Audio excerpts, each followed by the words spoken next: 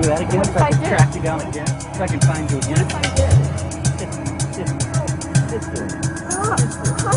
Sit there. That really hurts. Stop. We've seen what people do when a woman is abused by a man.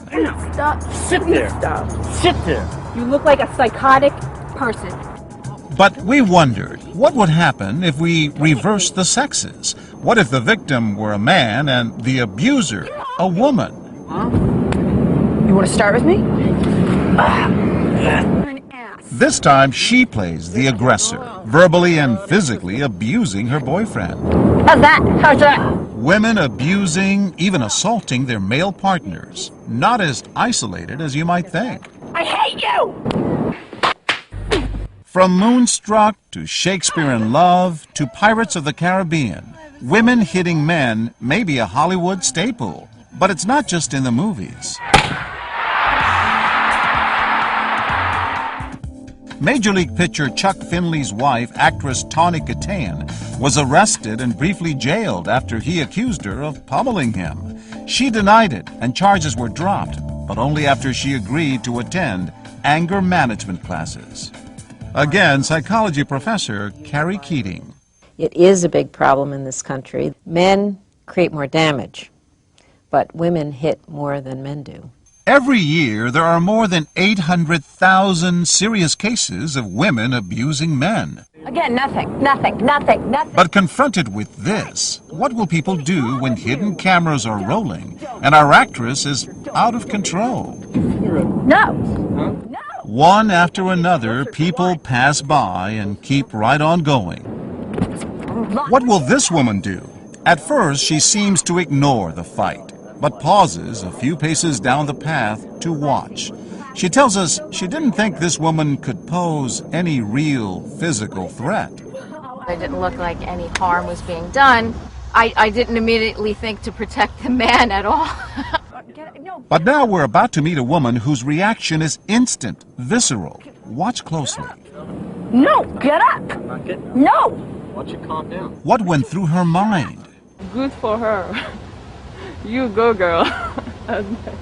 Linda McCluthie just assumed he had it coming to him. But why? Maybe she caught him cheating or something like that, really bad, and that made her lose it. We've seen it before, back when we taped our first experiment with that abusive boyfriend.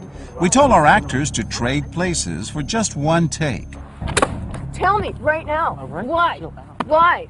And later brought bystanders together to talk about what they'd seen. My first thought was that he must have cheated on her. I was thinking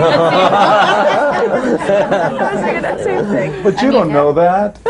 You don't, but... You look guilty. Exactly. And now, over and over again, when the victim is a man, so many women perceive him as guilty. I figured, well, he probably deserved it.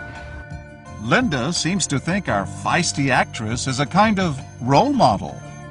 I was thinking, oh, I'm pretty nice all the time. I should have done what she did sometimes. But what about this guy? You know what? Just... Nate, come on! Come on, what? Whose side is he You on? haven't said a frickin' word to me about it. We watch and record for hours and hours as 163 people just walk or jog right by. Look at how many people went by without defending that guy. And this is kind of classic because female aggression is usually seen as not very important, not very deadly, nothing really to react to. But just maybe things are about to change. Watch these women as they gather at a safe distance and map out a strategy. Now, one of them approaches. Everyone wants to call the cops on you guys. Excuse me? Everyone wants to call the cops. You're not going to say anything? It's actually, like, none of your business, so can you excuse me? Oh, sorry. Well, if you need help, we'll help. But when she retreats, they go at it again. Look at me! Nate, stop ignoring me! What the? You're not even... What? Nate, hello! Hello! And that's all it takes. This woman calls 911. 911, where's your emergency? There's two people fighting on a bench. She's like beating him up. I was wondering if somebody could come just check it out. But what would a cop do when a woman is abusing a man? Self-centered. Hi, guys. Why not call 911? What they would have, they would just have a little tiff. It'd be all right. I find it upsetting. I would find it more upsetting if he were putting his hands on her. If you're wondering why they didn't call 911, well, he's a cop. If it had been the man, oh, without a doubt, you would have stepped in. Yeah. It's called old-fashioned views. It's a double standard. It is. What can I tell you? I mean, if you're raised the way I was raised, you don't put your hands on it, right? So what should you do if you see something like that? Every individual has to do their own calculus when it comes to whether or not they should step in and help. For these women, the calculus was simple.